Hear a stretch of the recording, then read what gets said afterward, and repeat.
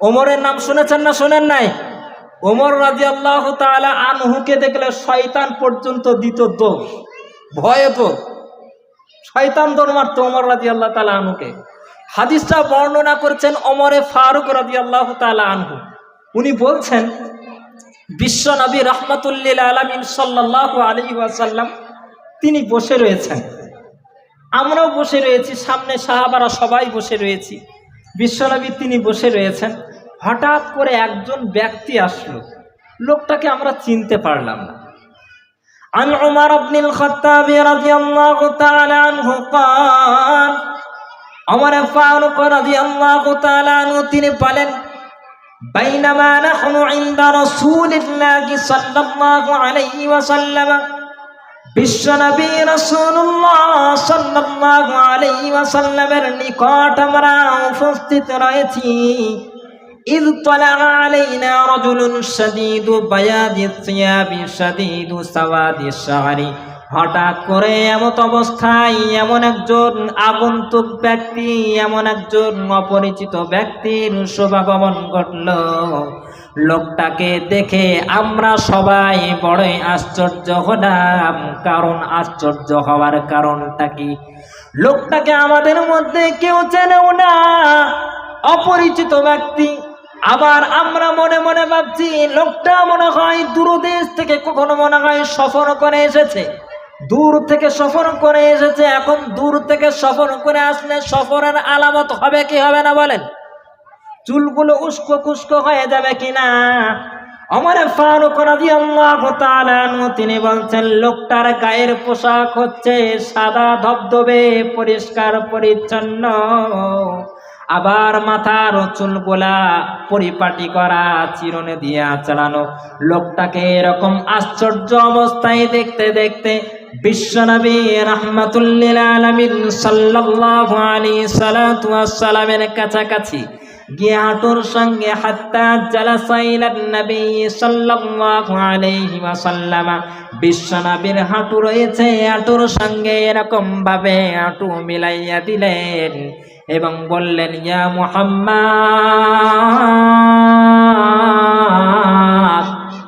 মুহাম্মদ নাম নেওয়ার সঙ্গে সঙ্গে মুচকি মুচকি হাসতে শুরু করলেন। একটু জোরে বলবেন না সুবহানাল্লাহ?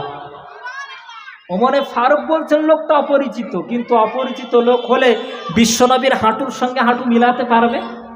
তাহলে বিশ্বনবী মনে হচ্ছে চেনে না, কি বলেন? ওমরে ফারুক তিনি বলছেন আমাদের মধ্যে কেউ চেনে না, কেউ চেনে না, কেউ দেখেইনি লোকটাকে। হাত্তা জালাসা ইলান নবী সাল্লাল্লাহু আলাইহি ওয়াসাল্লাম, বিশ্বনবীর হাঁটুর সঙ্গে মিলায়ে দিলেন। মিলানো দেওয়ার পরে তিনি বলছেন, ইয়া মুহাম্মদ ফাখবিরনি আনিল ইসলাম। ওহে মুহাম্মদ সাল্লাল্লাহু আলাইহি সাল্লাতু ওয়াসসালাম, ওহে মুহাম্মদ আপনি আমাদেরকে ইসলাম সম্পর্কে অবহিত করান গো রাসূল। ইসলাম কি জিনিস? ইসলাম কাকে বলা হয়? ইসলাম কি জিনিস আপনি আমারে খুলে খুলে বলে দেন। প্রশ্ন করলেন কি? কথা বলেন, কি প্রশ্ন করলেন? ইসলাম কি জিনিস আপনাদেরকে আমি বলি। ইসলাম মানে কি বাবজি বলেন? ইসলাম মানে কি ভাই বলেন? ভাই যুবক ভাইরা বলেন, জানা নাই আপনাদের? ইসলাম মানে শান্তির প্রতীক, তাই বলছেন শান্তি। কিন্তু ওহে আমার বাবজি, আমার সোনা, ওহে আমার যুবক ভাইরা, উত্তরটা কিন্তু হয়নি। ইসলাম কথার অর্থ শান্তি নয়। যদি বললেন তাহলে কি আমি ভুল বললাম? জি না, আপনাদেরকে যত রকমের অ্যারাবিক ডিকশনারি নিয়ে আসা হোক, কোনো অ্যারাবিক ডিকশনারিতে আপনি দেখাতে পারবেন না যে ইসলাম কথার অর্থ শান্তি।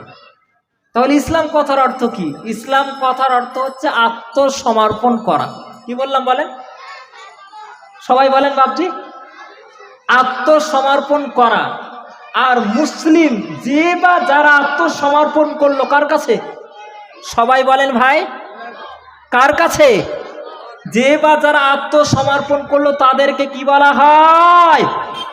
মুসলিম। এই জন্য ইব্রাহিম আলাইহিস সালাতু ওয়াস সালামকে আল্লাহ রাব্বুল আলামিন তিনি বলছেন, ইয়া ইব্রাহিম, ওহে ইব্রাহিম আসলিম, অনুগত্য স্বীকার করো। আত্মসমর্পণ করো। আল্লাহ পাক তিনি ইব্রাহিম আলাইহিস সালামকে বলছেন অনুগত্য স্বীকার করো, আসলিম, অনুগত্য স্বীকার করো, নত স্বীকার করো। ইব্রাহিম আলাইহিস সালাম সঙ্গে সঙ্গে বলছেন আসলামতু লিরাব্বিল আলামিন, আমি আত্মসমর্পণ করে দিলাম আল্লাহর কাছে। একটু জোরে বলুন সুবহানাল্লাহ। অতএব আল্লাহ রাসূল সাল্লাল্লাহু আলাইহি ওয়াসাল্লামের কাছে ওই আগন্তুক অপরিচিত ব্যক্তি এসে জিজ্ঞাসা করলেন, ইয়া মুহাম্মদ সাল্লাল্লাহু আলাইহি ওয়াসাল্লাম, আপনি আমারে বলে দেন। কি বলবেন?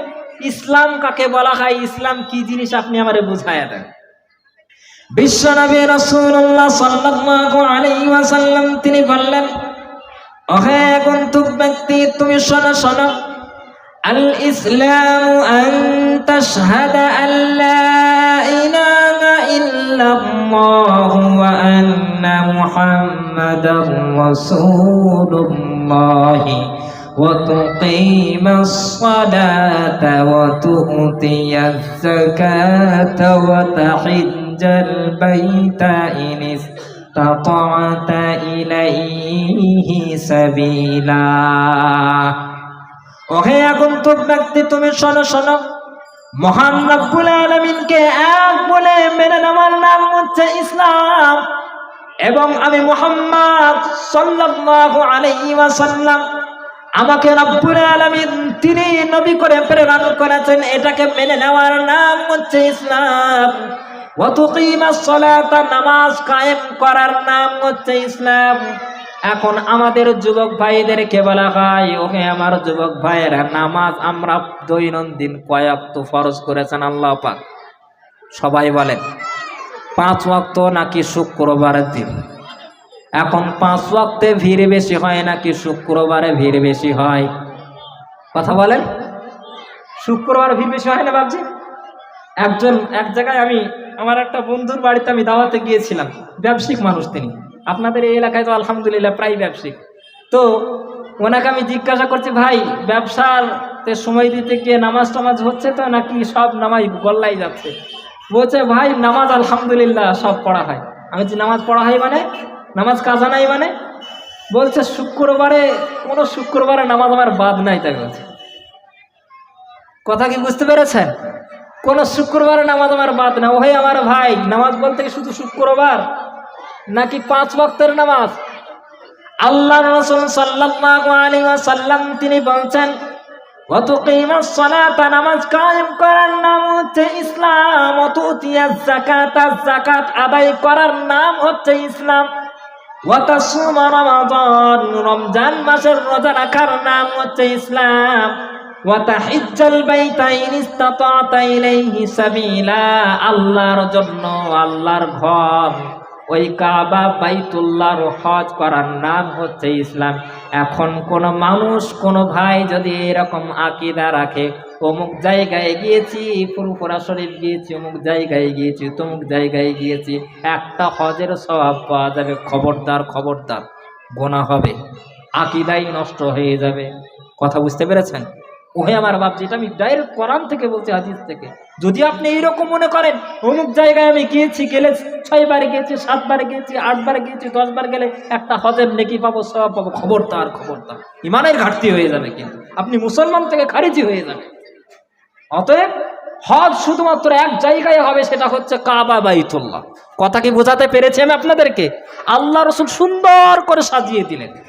বিশ্বনবীকে প্রশ্ন করা হলো, ইসলাম কাকে বলে, কি জিনিস আপনি আমারে বুঝাইয়া দেন। বিশ্বনবী আমার তিনি বললেন, নামাজ কায়েম করার নাম ইসলাম, রোজা রাখার নাম হচ্ছে ইসলাম, হজ করার নাম ইসলাম, এবং যাকাত হয়ে গেছে, নিসাব পরিমাণ মাল হয়ে গেছে, যাকাত দেওয়ার নাম হচ্ছে ইসলাম। সামনের আগন্তুক ব্যক্তি বসেছিল, বসে থাকার মাত্র সেই ব্যক্তি বলে উঠল, ইয়া মুহাম্মদ সাদাক্তা। আরবিটা কি বললাম বলেন? সাদাক্তা মানে আপনি সত্য বলেছেন।